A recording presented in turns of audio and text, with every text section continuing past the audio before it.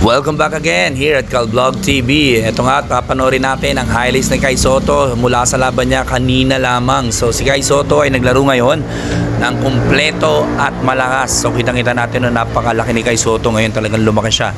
Nabibilang nga siya ngayon sa mga malaki at mabibigat na player ngayon sa buong mundo. Kagaya nila Anthony Towns na nabanggit nga ng ibang kritiko.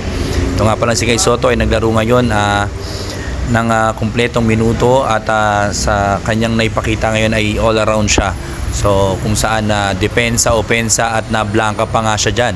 So mainam na naging ganun ang nangyayari, no? So bali si Kai Sotto ay napakinabangan pa rin kahit ganun kadikit ang laban. Sa bandang huli nga sila ay nanalo ng 2 puntos mula sa kalaban nila at ito ay nakapagtala pa ng isang crucial block mula sa dati niyang kakampi.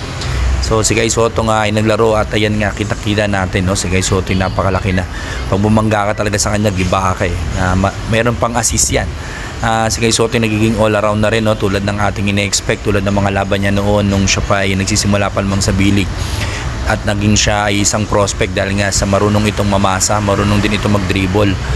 At saka ang kanyang laki ay hindi katulad ng iba. Ayan yung sinasabi ko na blanca niya, yung dati niyang kakampi. Ito yung napaka-crucial, no? All sila dito eh. Pero nakabawi sila at nanalo pa sa bandang uli.